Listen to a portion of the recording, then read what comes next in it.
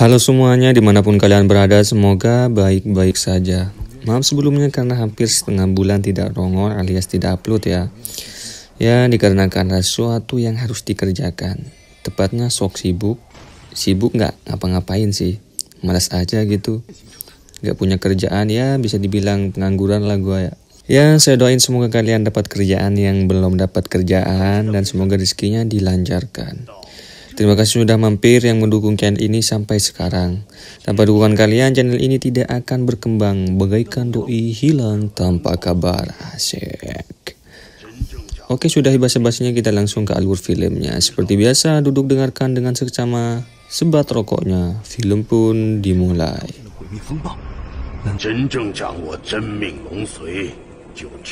Kisah berlanjut di mana Qian Yu diburu oleh Qin Shen serta peserta yang ingin merebut tulang naga dari tangan Qian Yu. Keputusan Qian Yu untuk kabur saat itu sudah benar. Bagaimanapun Qian Yu 1 lawan 3 masih jauh dari kata menang. Dari segi kekuatan sudah berbeda, akhirnya Qian Yu terpaksa masuk ke sebuah portal yang tepat berada di depan Qian Yu. Portal tersebut disebut dengan jurang naga, di mana jika seorang yang memasuki jurang naga, maka orang tersebut tidak akan bisa keluar dan terjebak di dalam selamanya. Bahkan praktisi kuat sekalipun tidak ada yang bisa keluar dari jurang naga.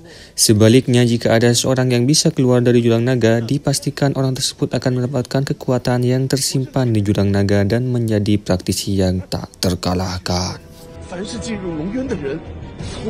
Lanjut, setelah Qian Yu berada di dalam jurang naga, ia melihat banyak tulang manusia berserakan. Benar saja banyak praktisi kuat yang sudah terkubur di tempat itu karena tidak menemukan jalan keluar. Setelah itu Qian Yu menyusuri selangkah demi selangkah, kemudian ia menemukan tulang manusia. Qian Yu menghampiri tulang manusia tersebut, ternyata tulang manusia tersebut adalah seorang yang dulunya kekuatannya sudah mencapai tingkat dewa.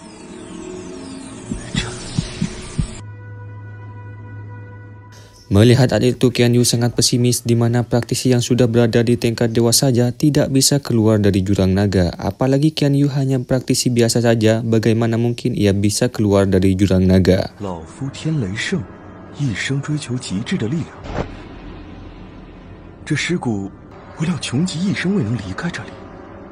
Meskipun demikian, Qian Yu membuang ketakutannya karena semua orang sudah mempunyai takdirnya masing-masing. Lalu Qian Yu menyerap teknik yang ditinggalkan oleh orang tersebut sebelum ia menghembuskan nafas terakhir di tempat itu. Setelah berhasil menyerapnya dengan rasa kemanusiaannya, Qian Yu mengembur tulang atau kerangka manusia orang itu sebagai bentuk rasa terima kasihnya.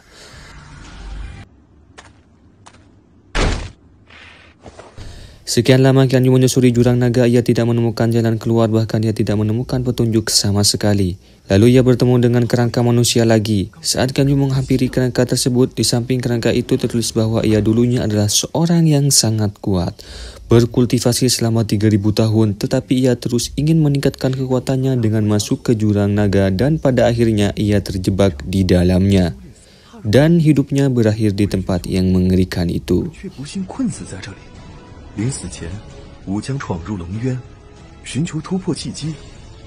Tetapi sebelum ia mati, orang tersebut meninggalkan teknik terkuat miliknya, yaitu mata jiwa bayangan. Di sana juga tertulis jika ada seseorang yang berhasil menguasai teknik mata jiwa bayangan, ia ingin kerangkanya dikuburkan ke tempat asalnya, yaitu klan bayangan.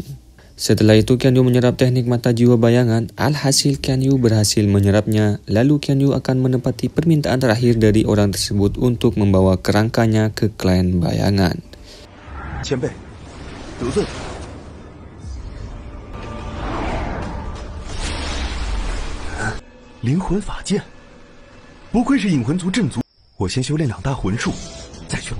Sebelum Qian Yu meninggalkan tempat itu, Qian Yu menyempurnakan teknik yang ia dapatkan sebelumnya agar bisa digunakan saat menghadapi bahaya yang tidak terduga. Selesai memadatkan teknik yang ia dapatkan, Qian Yu bergegas pergi. Lalu di depan Qian Yu ada sebuah badai pasir di mana badai pasir tersebut muncul 5 hari sekali. Karena sudah tidak mendapatkan petunjuk lagi, Qian Yu hanya bisa memantapkan keputusannya untuk masuk lebih dalam menyusuri badai pasir. Setelah keluar dari badai pasir, nafas kematian semakin terasa di sekujur tubuh Qian Yu. Ia terus bertahan agar ia berhasil keluar dari tempat mengerikan itu. Lalu Qian Yu menemukan sebuah portal. Tanpa berpikir panjang, Qian Yu langsung masuk ke portal tersebut. Kemudian Qian Yu berada di sebuah tempat di mana tempat itu banyak sebuah mayat naga. Dan mayat di sini dijadikan sebuah penjaga untuk membentuk sebuah formasi yang melindungi sarang naga. Qian Yu bingung tidak tahu harus berbuat apa, apakah ia harus bertahan di tengah badai yang mengelilingi formasi itu atau ia harus menerobos ke dalam formasi dan masuk ke sebuah portal. Akhirnya Qian Yu memutuskan untuk menerobos ke tengah badai sambil menahan serangan badai yang menghantam tubuhnya.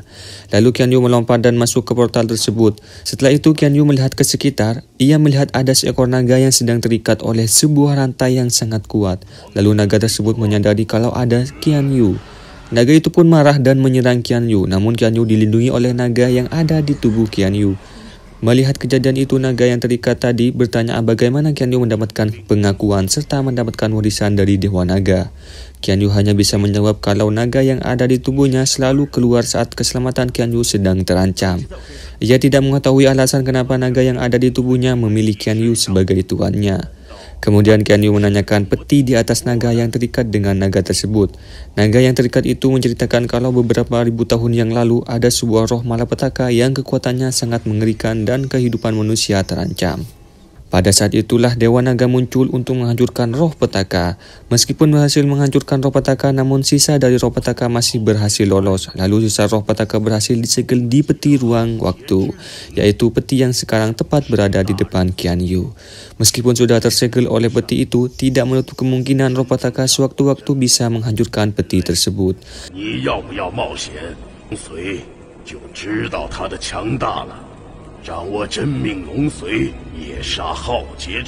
Lalu Qian Yu menanyakan bagaimana caranya agar ia bisa keluar dari jurang naga.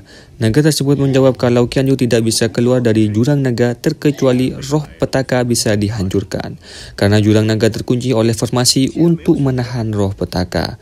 Karena tidak mempunyai pilihan, Qian Yu bersedia membantu untuk menghancurkan roh petaka yang tersigel di peti ruang waktu. Naga tersebut meyakinkan Qian Yu dengan warisan naga, Qian Yu bisa menghancurkan roh petaka. Sebelum itu Qian Yu berdoa agar ia diberikan keselamatan untuk melawan roh petaka dan bisa keluar dari jurang naga.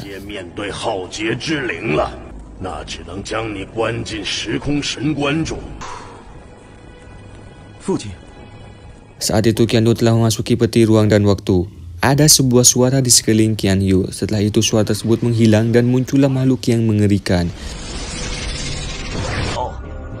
既然你这么厉害，那你为何还困存在？你有人是本尊的对手，你到底是什么人？ Ia adalah roh petaka. Saat roh petaka ingin menyerang Qian Yu, naga yang ada di tubuh Qian Yu keluar untuk menahan serangan dari roh petaka. Melihat hal itu, roh petaka sangat geram mengetahui kalau yang keluar dari tubuh Qian Yu adalah naga yang dulunya menghancurkan roh petaka hingga roh petaka bisa tersegel di peti ruang waktu. Kemudian roh petaka di puncak kemarahannya, ia berniat ingin membunuh naga itu. Namun dengan adanya bantuan segel roh petaka tidak bisa mengalahkannya. Karena sudah putus asa, roh petaka akhirnya meledakkan dirinya untuk menghancurkan Qian Yu. Beruntung Qian Yu masih bisa selamat dengan pertolongan segel peti ruang waktu. Usai hancurnya roh petaka, Qian Yu minta tolong untuk mengeluarkan Qian Yu dari jurang naga. Lalu naga yang dirantai tersebut memberikan sebuah tongkat naga serta mutiara naga kepada Qian Yu sebagai ucapan terima kasih karena sudah membantunya untuk menghancurkan roh petaka.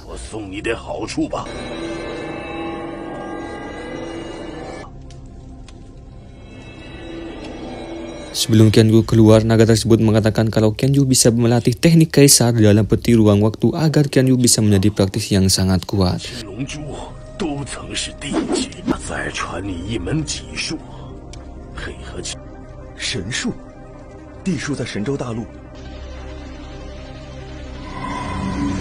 Scene berpindah, Qin San telah keluar dari tanah terlarang. Kemudian ia memberikan darah naga kepada ayahnya. Lalu ayahnya menanyakan apakah Qin San berhasil mengambil token naga dari tangan Qian Yu.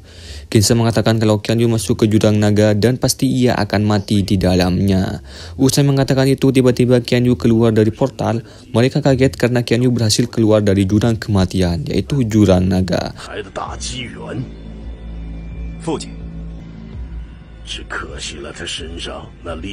Tanpa banyak kata, mereka pun hendak ingin menyerang Qian Yu bersama. Tetapi Qian Yu dengan kekuatannya saat ini, dengan gampangnya ia dapat melumpuhkan Qin San hanya dengan satu pukulan.